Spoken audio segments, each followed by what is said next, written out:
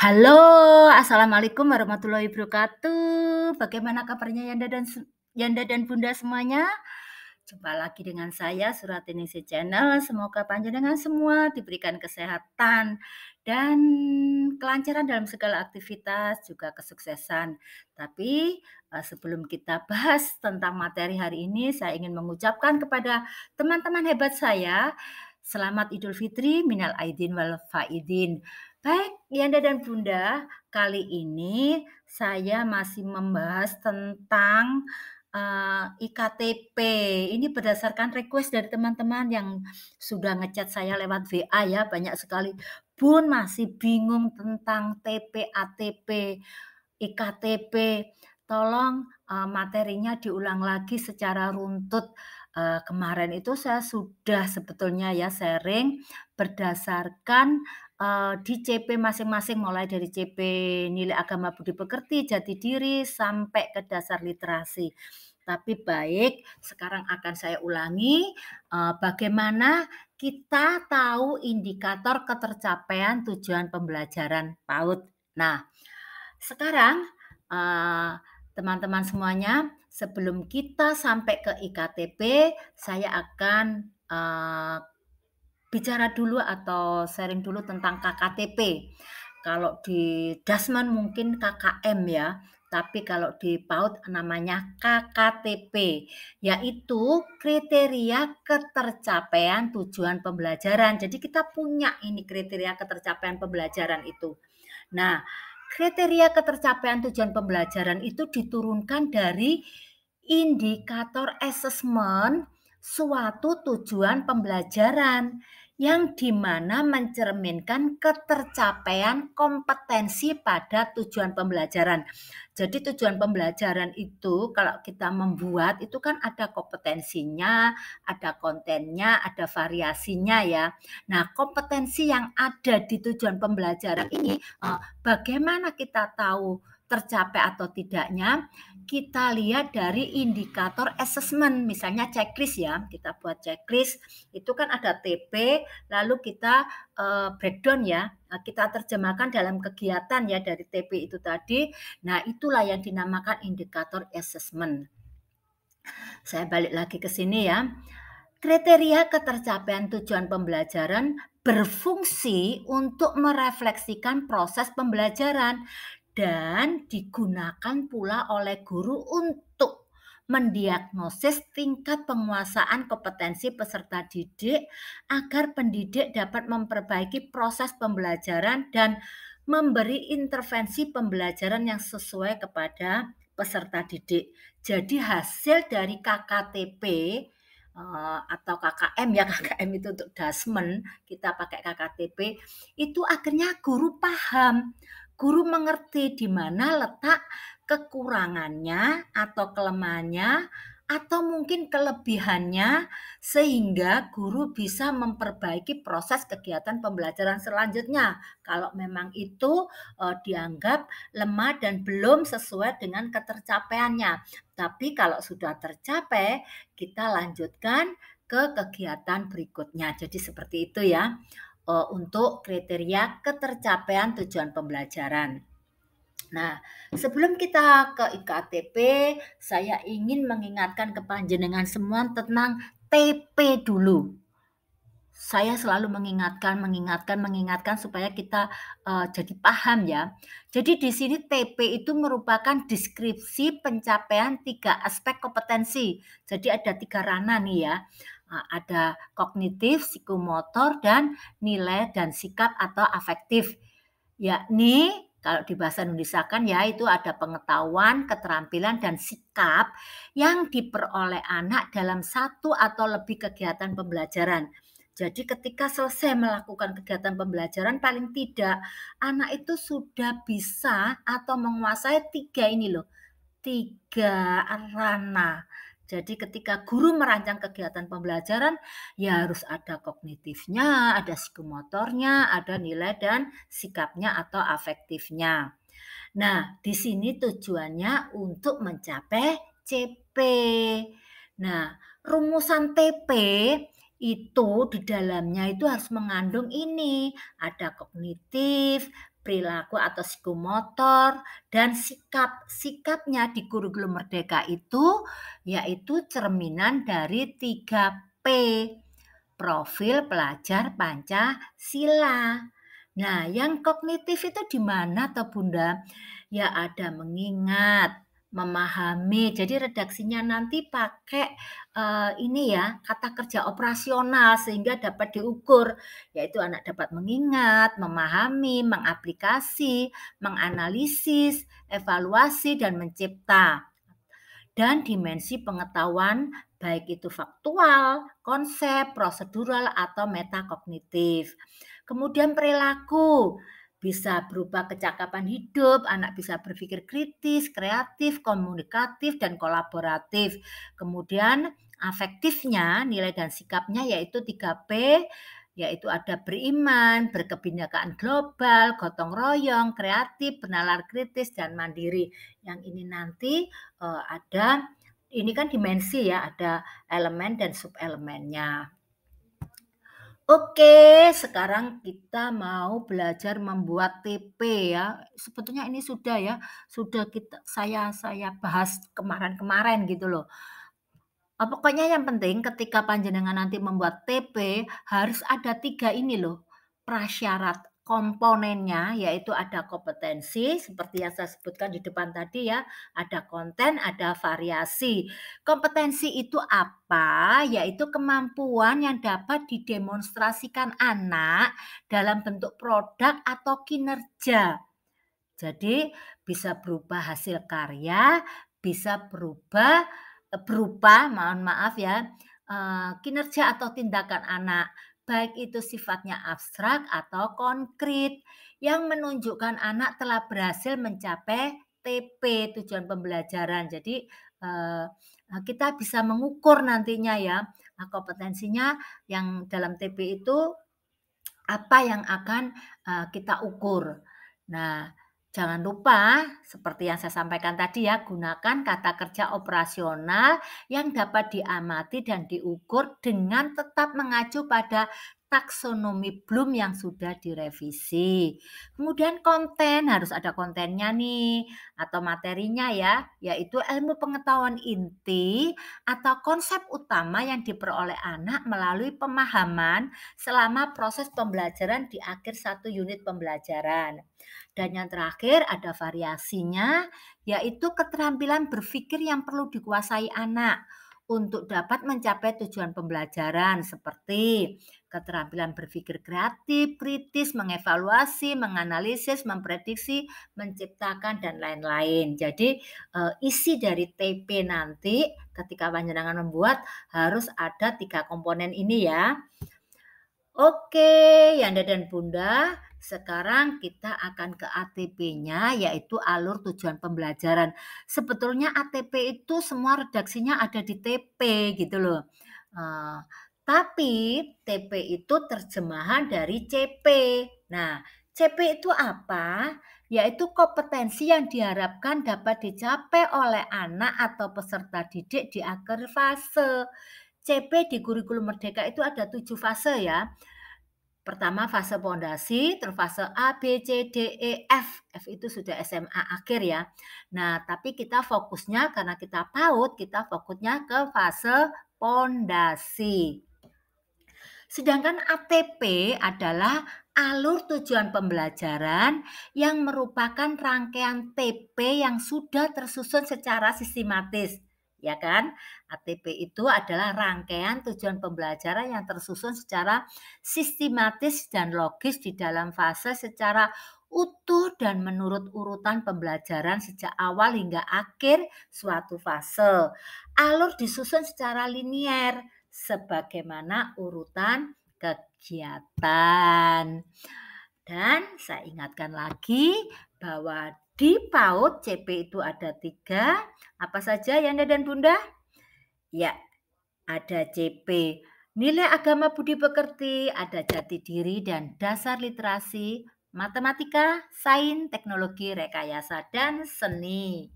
Oke, sekarang saya akan memberi contoh CP dan ATP-nya. Karena tadi saya sampaikan ya, sebetulnya redaksi TP itu ada di ATP, jadi diturunkannya ya, jadi seperti itu. Nah, sekarang saya ingin mengajak kepanjenengan mengingat kembali dari CP Nilai Agama dan Budi Pekerti itu bunyinya bagaimana Yanda dan Bunda? Baik, yaitu anak percaya kepada Tuhan Yang Maha Esa, mulai mengenal dan mempraktekkan ajaran pokok sesuai dengan agama dan kepercayaannya. Anak berpartisipasi aktif dalam menjaga kebersihan, kesehatan, dan keselamatan diri sehingga bentuk rasa sayang terhadap dirinya dan rasa syukur kepada Tuhan Yang Maha Esa. Anak menghargai sesama manusia dengan berbagai perbedaannya dan mengaktifkan perilaku baik dan berakhlak mulia, serta anak menghargai alam dengan cara merawatnya dan menunjukkan rasa sayang terhadap makhluk hidup yang merupakan ciptaan Tuhan Yang Maha Esa. Itu bunyi dari elemen CP. Nah, tadi elemen CP kalau panjenengan simak itu kan ada 4 subelemen ya. Yang saya pakai contoh subelemen pertama di CP Nilai Agama dan Budi Pekerti yang bunyinya anak percaya kepada Tuhan Yang Maha Esa, mulai mengenal dan mempraktekkan ajaran pokok sesuai dengan agama dan kepercayaannya. Di sini kompetensinya itu ada 2. Diharapkan anak itu dapat percaya kepada Tuhan Yang Maha Esa, dan yang kedua dapat mempraktekkan ajaran pokok sesuai dengan agama, yaitu apa? Beribadah. Nah, sekarang yang percaya kepada Tuhan Yang Maha Esa mulai mengenal ya anak dikenalkan, itu apa bentuknya? Di sini saya kasih contoh yaitu anak dapat menjelaskan adanya simbol-simbol yang merefleksikan praktek agamanya. Seperti apa? Tempat ibadah.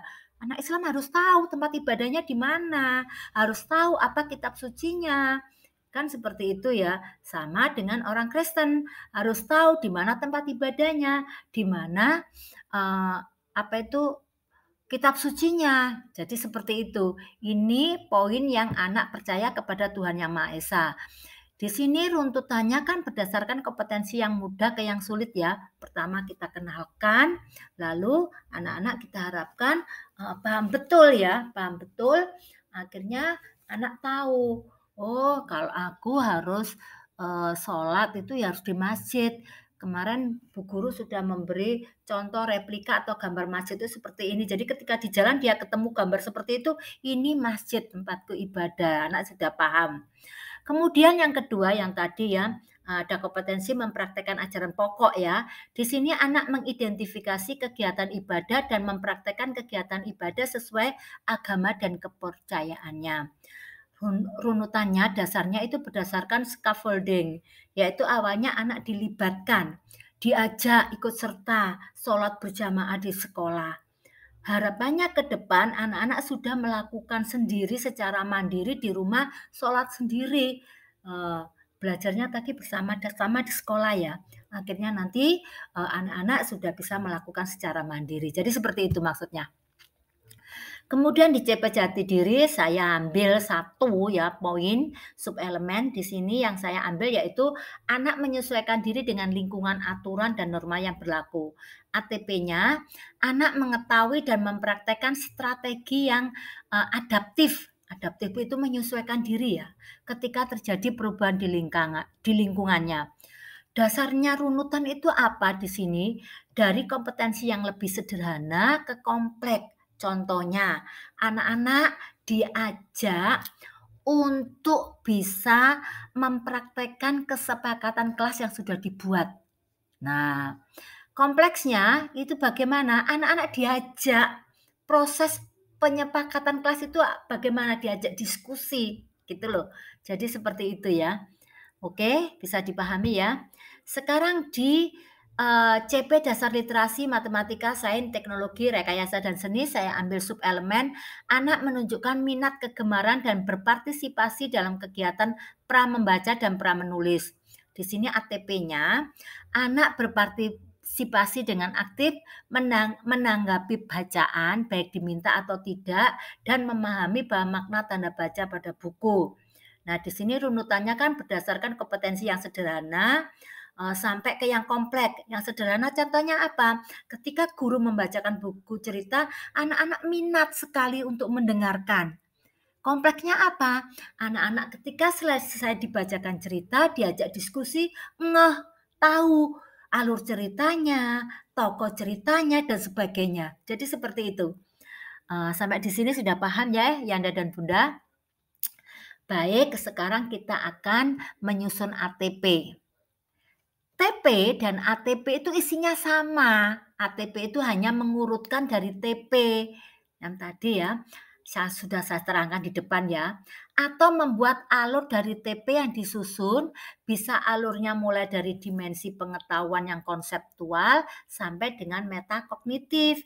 Dari yang sederhana sampai ke kompleks. Jadi seperti itu ya. Dari yang mudah ke yang sulit, jadi seperti itu. Nah, sekarang kita akan menyusun kriteria ketercapaian tujuan pembelajaran.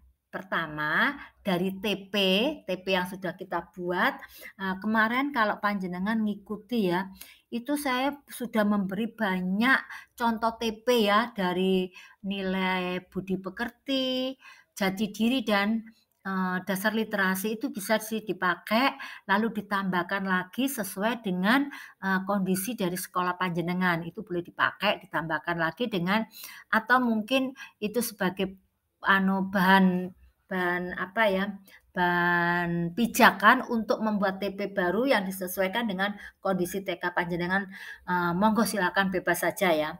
Jadi saya ulangi lagi di sini cara menyusun KKTP, yaitu dari TP yang sudah panjenengan buat, langsung dibuatkan rubrik penilaian dengan 4 atau 5 kriteria, sehingga guru dapat menentukan pencapaian peserta didik dan memberikan tindak lanjut. Maksudnya gini, dari TP itu kita tahu kan kompetensi yang akan kita ukur. Nah, kalau kita sudah tahu kompetensinya, misalnya anak-anak dapat menakar, contohnya seperti itu. Nah, yang ingin kita nilai kompetensi sebelum menakar itu apa? Kalau dari mudah ke yang sulit. Jadi seperti itu loh, Yanda dan Bunda. Atau mungkin panjenengan milih kedua, dari TP diturunkan lebih rinci menjadi semacam indikator assessment yang saya sampaikan tadi ya, sehingga indikator assessment tersebut menjadi ukuran ketercapaian. Atau mungkin jenengan milih yang ketiga, gabungan dari A dan B dibuatkan indikator assessment dan rubrik ketercapaiannya. Jadi cara menyusun KKTP itu seperti itu. Nah, saya beri contoh ini. Banyak ya, saya selalu memberi contoh supaya kita ada apa itu, ada koneksi ya, jadi keterhubungan gitu loh.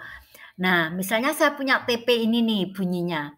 Anak mampu menakar air melalui kegiatan mengisi wadah dengan air yang berbeda, sedikit, lebih banyak, dengan media air dan wadah. Di sini ya, TP-nya bunyinya itu. ATP-nya apa? Saya ingin mengukur, yaitu anak mampu mengisi air dalam gelas dengan ukuran sama. Ini kan yang lebih mudah ya, lebih mudah nanti ke lebih yang sulit. Karena kalau gelas itu kan mulutnya itu lebar ya, jadi ketika anak menakar atau mengisi gelas itu lebih mudah. Nah, kemudian ke yang sulit, kalau mudah itu sudah bisa, ke yang sulit. Di sini anak saya suruh mengisi air ke dalam botol dengan ukuran sama. Jadi, aqua gelas sama ada aqua botol yang ukurannya sama ya, 150 mililiter ya itu.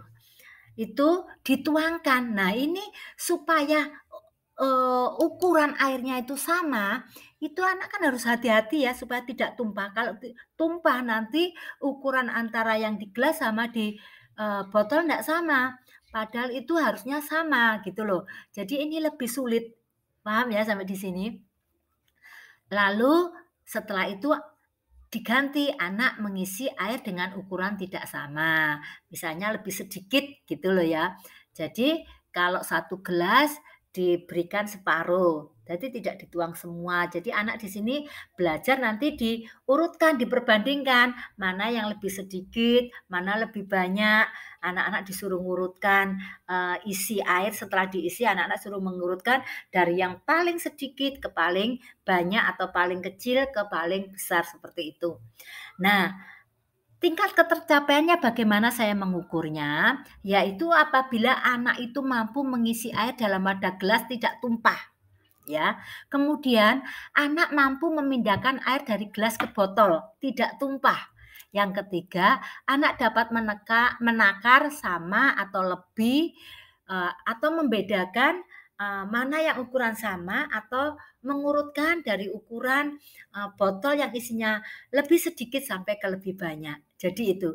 Kalau dia sudah mampu itu, berarti, TP kita sudah dapat tercapai kompetensinya itu. Jadi seperti itu. Dari sini mulai mulai paham ya.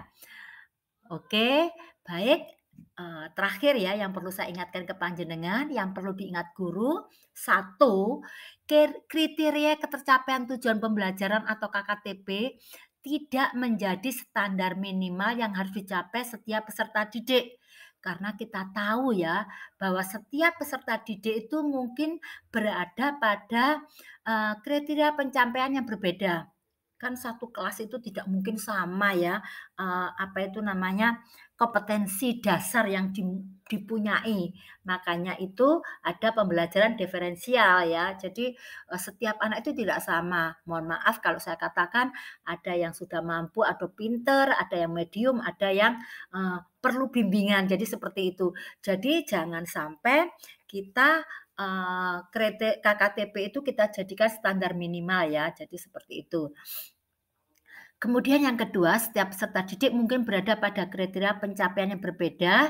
Dengan demikian, KKTP menjadi sumber informasi atau data bagi pendidik untuk menentukan tindak lanjut penyesuaian pembelajaran sesuai kondisi peserta didik. Jadi seperti ketika kita tahu ya, tidak tercapai, berapa yang tercapai, ada beberapa yang tidak, berarti anak ini kita tahu profilnya, berarti dia kurang atau, perlu perlu perlu bimbingan dan latihan dan sebagainya.